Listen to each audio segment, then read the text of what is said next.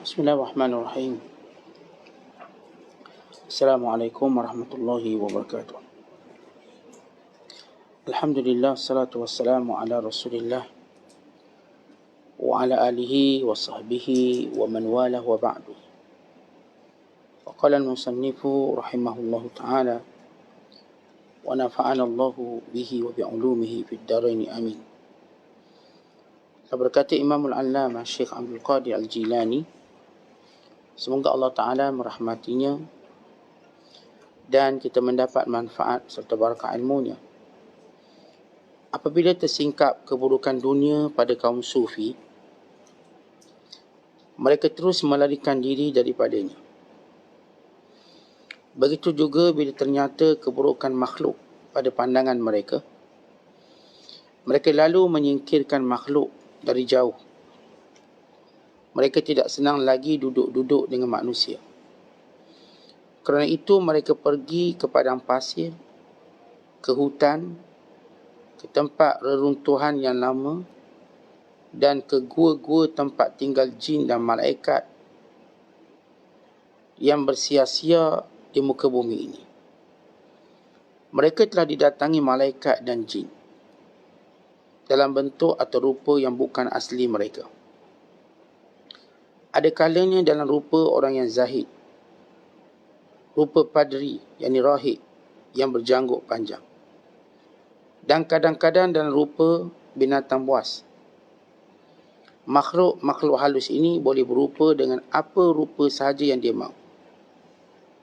Dan berupa-rupa ini pada malaikat dan jin adalah seperti pakaian buat manusia di rumah-rumah mereka. Apa sahaja boleh dipakainya bila dia mahu. Seorang murid atau disebut salik yang benar dalam kemahuannya menuju kepada Allah Azza wa Jalla pada permulaannya. Dia tidak senang melihat manusia atau mendengar kata-kata bicara manusia atau apa sahaja, biar satu zarah dari dunia, kerana dia tidak sanggup melihat sesuatu pun dari makhluk itu. Sebab hatinya sedang melayang, akalnya gaib, sedang matanya merenung ke hadapan. Keadaannya terus begitu sehingga datang tangan rahmat menguruk kepala hatinya. Lalu ketika itu datanglah ketenangan. Dia terus dalam keadaan mabuk sehingga dia menghidu bau-bauan pendekatan dirinya kepada Tuhan Azza wa Jalla. Maka ketika itulah baru dia sedar. Dan bila dia telah tetap dalam tauhidnya, ikhlasnya, serta makrifatnya terhadap Tuhannya Azza wa Jalla, sampai dia mengenalinya dan mencintainya. Ketika itu datanglah ketetapan diri dan pengaruh budi pekerti yang tinggi, dan datang juga kekuatan daripada Allah Azza wa Jalla sehingga dia boleh memikul semua tanggungan manusia tanpa merasa berat apapun. Dia mendekati kepada mereka dan mengajak mereka berbuat baik. Dan kini semua kerjanya tertumpu pada masalah manusia. Namun begitu hatinya tidak lalai dan lupakan Tuhannya Azza wa Jalla sekelip mata pun. Muslimin dan muslimat yang dirahmati Allah sekalian, masih lagi dalam bicara nasihat, wasiat, peringatan, muhasabah Syekh Abdul Qadir Al-Jilani, supaya kita dapat mendengarnya dengan teliti, memahaminya dengan sepenuh hati, serta cuba untuk mengamalkannya dengan kapasiti, dengan kemampuan yang kita ada. Sebab dalam agama ini ada perkara yang kita tak mungkin mampu, namun kita mampu dengan niat kita. Kita mampu dengan ikhtiar dan usaha kita, walaupun kita tak sampai. Sebab Allah Ta'ala tidaklah menjadi hakikat sampai itu sebagai hakikat kemuliaan, kerana berbeza-bezanya darjat manusia. Tetapi ikhtiar ialah perkara yang dilakukan, diperintahkan pada semua. Dan niat suatu perkara yang boleh dan mampu dibuat oleh semua. Kerana orang miskin yang papa ke dana boleh berniat untuk menjadi kaya raya. Niat. Tapi mungkin dia tak sampai. Dan ramai orang berniat untuk itu. Cuma dalam hal ketaatan kepada Allah, maka ramai yang lupa bahawa niat itu sebahagian daripada mujahadah. Sehingga mereka lupa untuk berniat untuk menjadi orang baik, orang soleh. Walaupun tidak mampu. Kerana kebanyakan mereka bila mereka merasakan macam mereka dah tak boleh macam tu, mereka dah tak nak niat. Tapi anehnya, mereka masih berniat untuk perkara duniawi. Walaupun mereka tahu mereka tak akan boleh. Niat nak jadi Perdana Menteri, tahu tak jadi. Tapi niat tu dia ada. Dipasang sampai mati. Maka sebenarnya, kita nak ajar biar niat kita ini dalam hal akhirat senantiasa ada. Bersungguh kita. Kalau saya katakan kita tak sampai pada hakikat, maka itu adalah perbezaan antara setiap manusia yang Allah Ta'ala tetapkan. Zalika fadlullah yu'tihi man yasha'. Kurniaan itu Allah berikan pada siapa yang dikehendaki.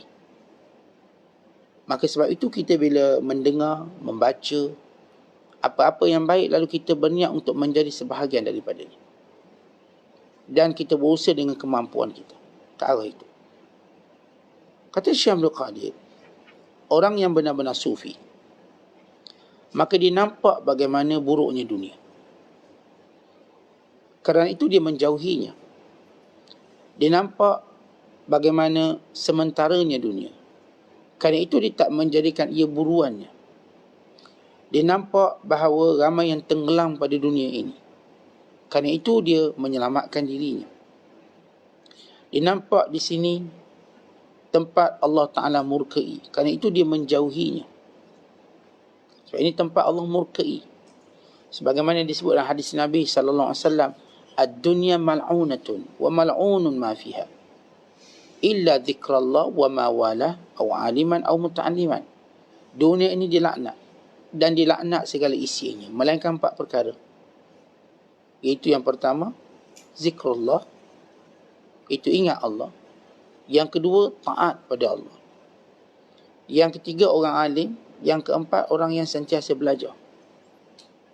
Iaitu alim tentang Allah dan yang belajar untuk mengenal Allah. Maka 4 ini saja yang Allah Ta'ala rahmati. Lain pada itu akan dilaknat oleh Allah. Kerana terdedahnya dia dengan maksiat. Terdedahnya dengan kemungkaran. Terdedahnya dengan segala perkara yang Allah Ta'ala laknat. Sebab itu kata Imam Asy-Syafi'i rahimahullah ta'ala, an-nasu sinfan, alim atau muta'alim. Manusia ini yang sebenarnya cuma 2 jenis je. Sama ada dia alim atau dia belajar.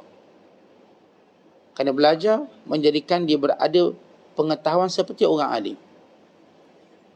Dia berada dalam pengetahuan seperti orang alim walau dia tidak alim, tapi dia belajar. Apa yang didengar daripada orang alim menjadi ilmunya. Walaupun bagi orang bernama pelajar macam kita, ilmu tu datang dia singgah, tapi dia tidak menetap. Sebab itu kita orang belajar kena belajar selalu.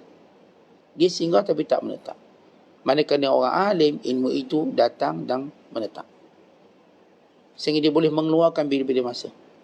Sebab dia bersama dengan dia. Tapi kalau kita orang macam kita ni orang belajar, kita bila nak beritahu sesuatu, kena ingat balik. Kena tanya semula. Kena belajar semula. Sebab kita orang belajar. Itu beza antara orang alim dan muta'alim. Orang yang belajar, ilmunya cuma singgah. Dia tidak menetap. Maka dia kena kerap kali jadikan ilmu dia ataupun situasi dia, ilmu sentiasa melaluinya. Supaya dia sentiasa ingat, sentiasa dalam jaga. Tapi orang alim pula, dia mesti sentiasa menyampaikan. Kerana Allah Ta'ala menyebut, fadzakir, dan berilah peringatan. Fa inna dzikra tanfa'ul mu'minin. Kerana peringatan itu memberi manfaat kepada orang beriman. Kamu kena beri peringatan. Allah Ta'ala suruh baginda sallallahu alaihi wasallam, dan Allah juga perintahkan kepada para pewarisnya, yakni para ulama. Zakir. Ingatkan selalu. Perkataan fadzakir memberi maksud berterusan. Dan kita pula yang belajar, berterusan belajar. Sikit banyak kena belajar. Sebab kita sentiasa dibalik dengan sifat lupa. Atau lemah semangat. Atau kita salah faham. Salah fahamlah menyebabkan kita kena belajar. Hari ni faham separuh, esok faham lagi separuh. Lusa baru dapat 2 paruh tu. Maksudnya sempurna. Kemudian tulak pula lupa separuh. Maka kalau kita biarkan, dia datang lepas tulak tu, dia lupa lagi separuh. Akhir satu hari lagi, dia lupa semuanya macam dia tak pernah belajar. Begitu kita punya pusingan hidup sebagai seorang pelajar. Maka belajar kita sama macam makan. Hari ni kita makan, esok kita lapar balik. Kita kena makan lagi. Esok kita lapar, kita makan lagi. Demikianlah sampai kita mati. Dan bila Syekh Abdul Qadir menyebut, ada 2 perkara yang dibenci oleh para sufi yang sebenar. Ini orang yang mendekatkan diri pada Allah.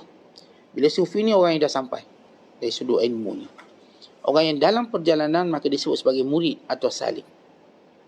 Dia sedang untuk berada pada posisi sufi. Baik, 2 perkara yang sufi tak suka.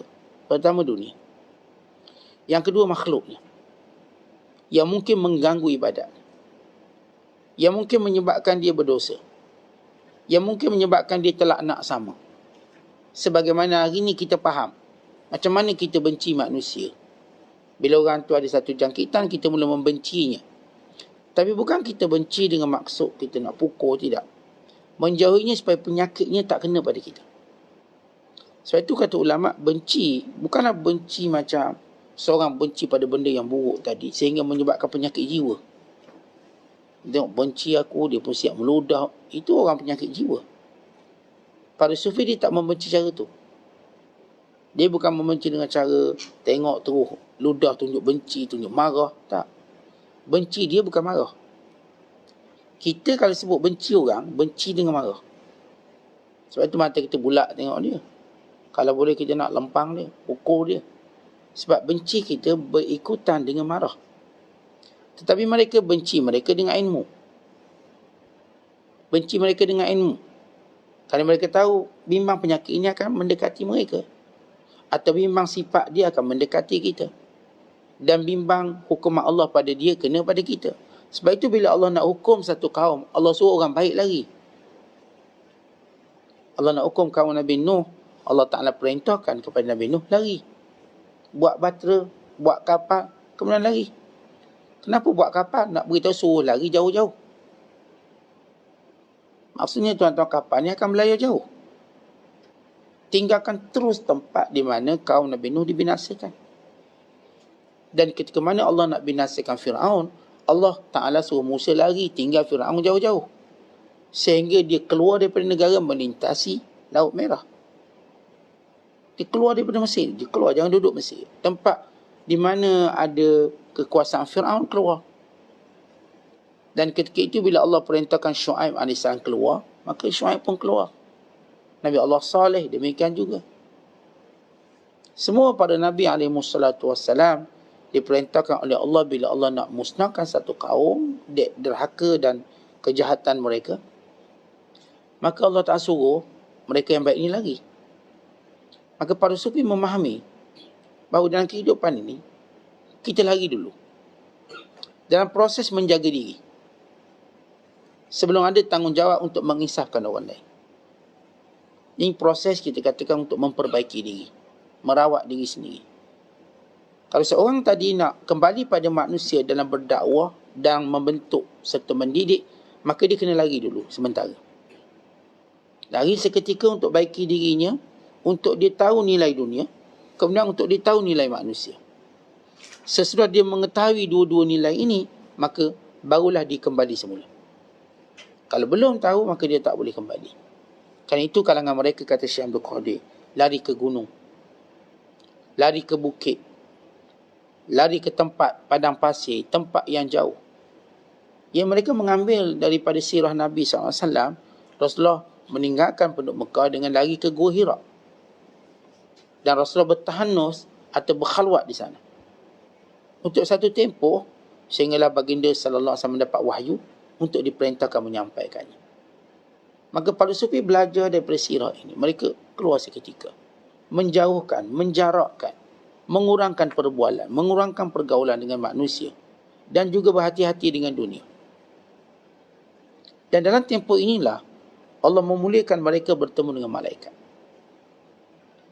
Bahkan bertemu dengan jin, makhluk yang wujud yang tidak diketahui wujudnya, melainkan orang yang berilmu dan melainkan orang yang dekat dengan Allah.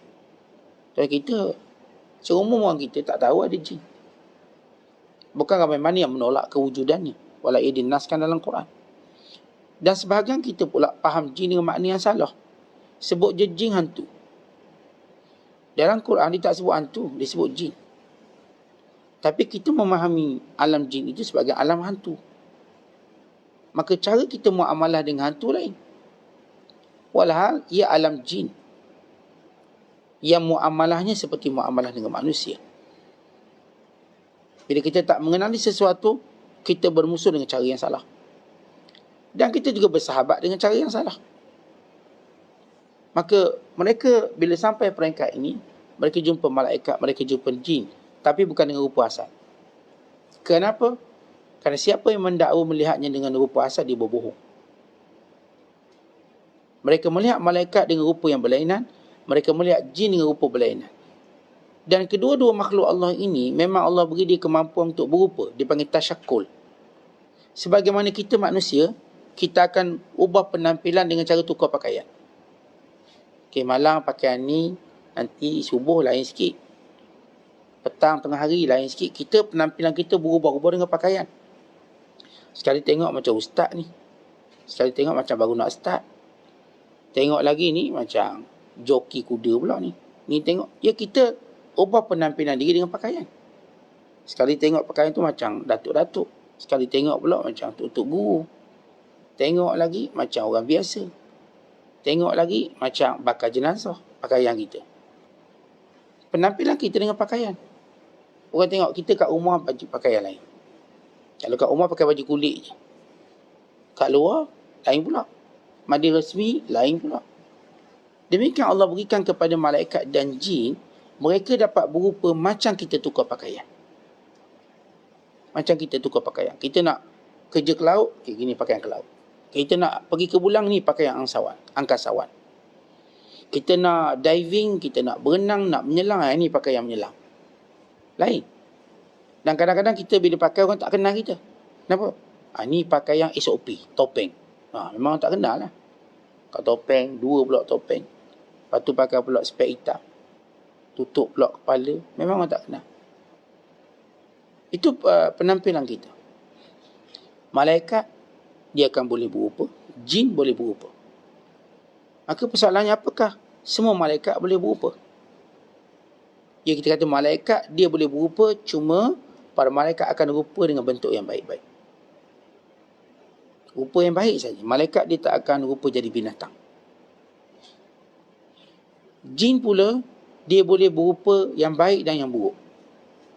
Sebab itu jin boleh berupa binatang-binatang buas.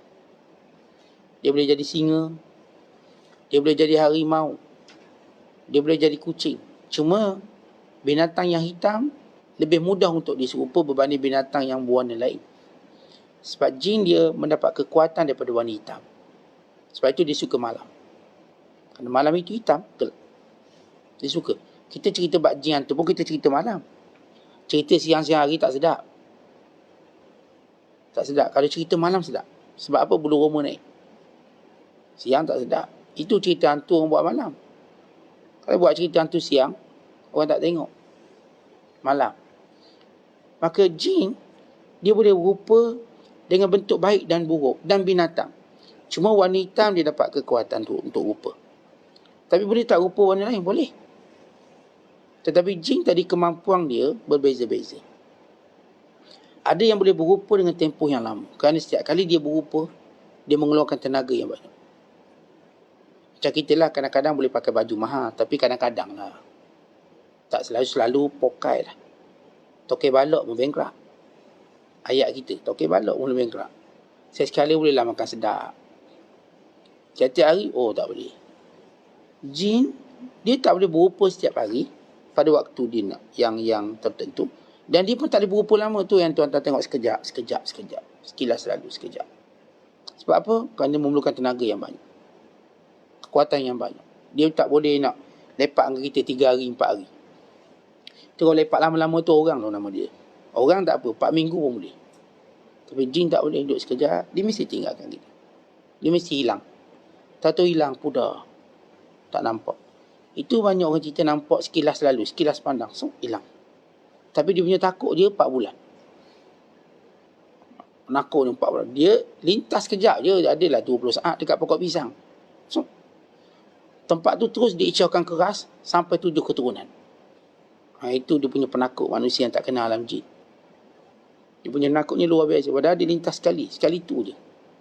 Tapi kita punya takut pesang 7 keturunan. Ingat, kat pokok pisang ni keras. Arwah moyang kau dulu pernah tengok pengsan. Sampai berketurunan. Sebab kita tak kenal alam dia. Jadi secara kesimpulan, jin dia akan boleh berupa semua benda. Malaikat tak akan rupa malaikat yang baik. Apakah manusia memang boleh melihat malaikat yang berupa? Ya, boleh. Itu yang berlaku pada Umar Al-Khattab radhiyallahu ta'ala anhu. Itu yang berlaku kepada Abdullah bin Abbas, Imran bin Husain, Aisyah radhiyallahu ta'ala anha. Dan satu kisah yang masyhur yang disebut dalam hadis yang disepakati, muttafaq alaih, itu kisah seorang yang sopak, seorang yang botak, seorang yang buta melihat malaikat. Malaikat datang berupa seorang, lalu berkata, apa yang kamu inginkan? Maka kata si sopak kulit yang baik, supaya aku tidak dihina oleh manusia.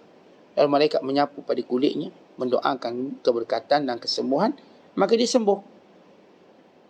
Dan orang ni tahu malaikat, sebab tu dia minta. Lalu kata malaikat, apa yang kamu ingin dari sudut harta? Maka jawab lelaki sopak, aku inginkan unta. Maka dia berikan unta yang mengandung dan doakan keberkatan sehingga melimpah ruah anaknya memenuhi lembah. Lalu malaikat mendatangi si botak. Tanya pada si botak, apa yang kamu inginkan? Si botak kata, rambut yang baik, supaya aku tidak dihina oleh manusia. Lalu malaikat menyapu kepalanya dan mendoakan keberkatan, maka tumbuh rambut. Maka dia seronok, suka. Dan apakah harta yang kamu nak? Kata dia, lembu. Lalu malaikat memberikan kepadanya lembu yang mengandung dan doakan keberkatan. Maka lembu ini terus beranak memenuhi lembah. Kemudian dia datangi orang buta. Apa yang kamu nak? Maka jawab orang buta, mata. Dapat melihat manusia. Maka dia doakan. Dia melihat.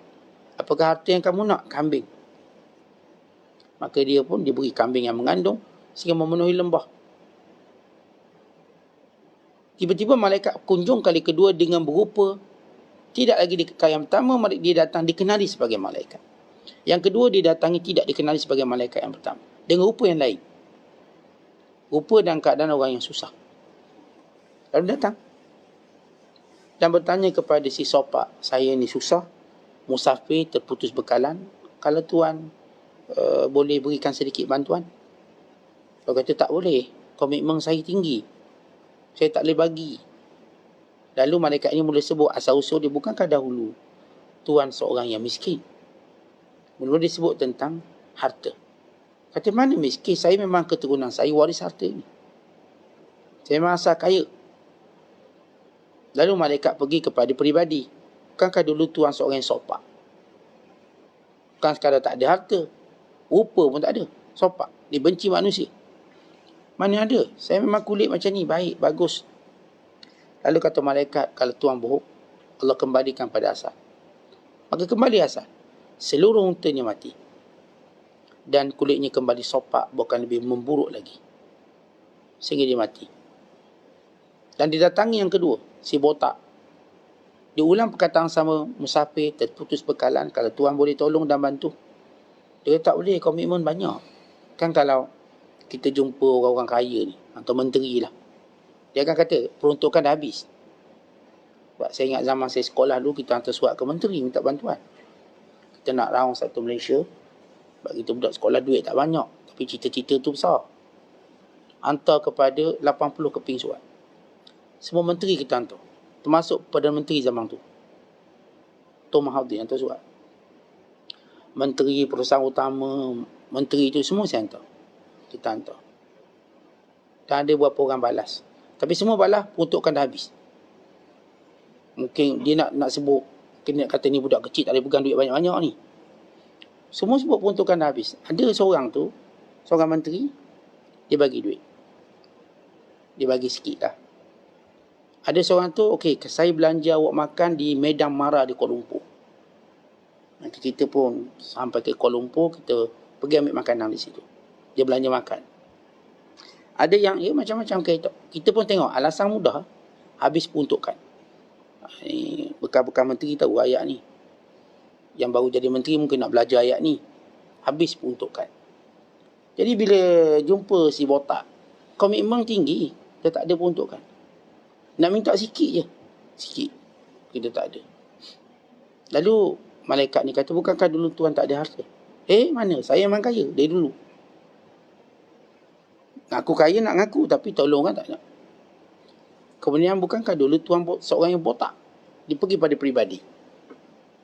Lalu katanya, saya tak pernah botak. Ini rambut keturunan saya baik. Kata malaikat, kalau tuan menipu, kembali pada asal.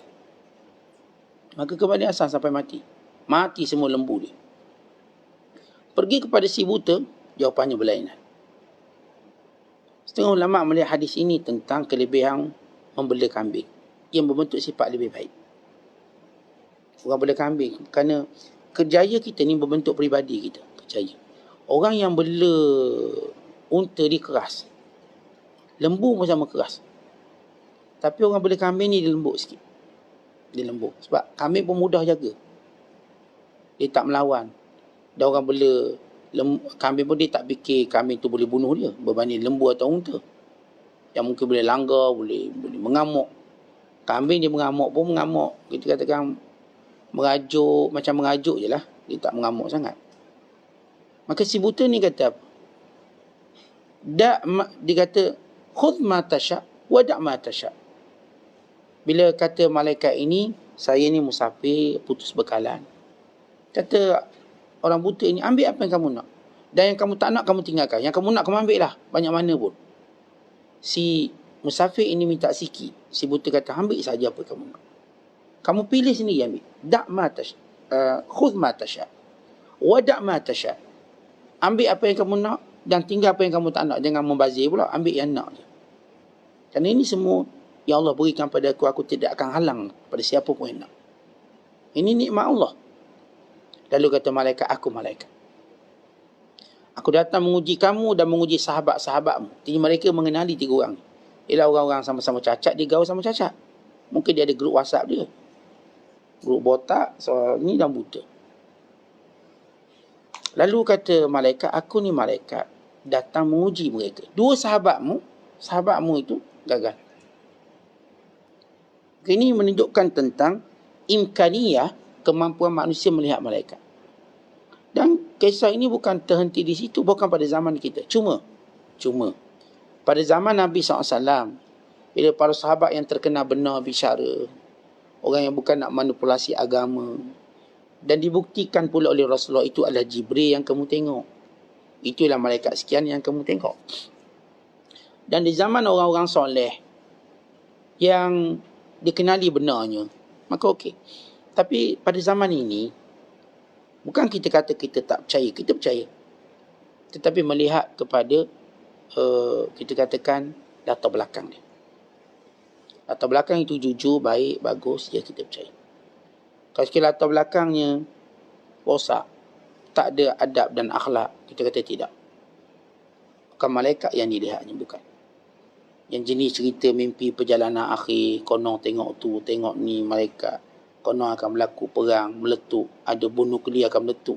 Ke Australia ada sikit, sini. Ini pembohong-pembohong yang cuba memanipulkan mimpi. Sebab kata mimpi ini alamat peribadi. Ia bukan alamat untuk semua. Ia bukan hukum semua.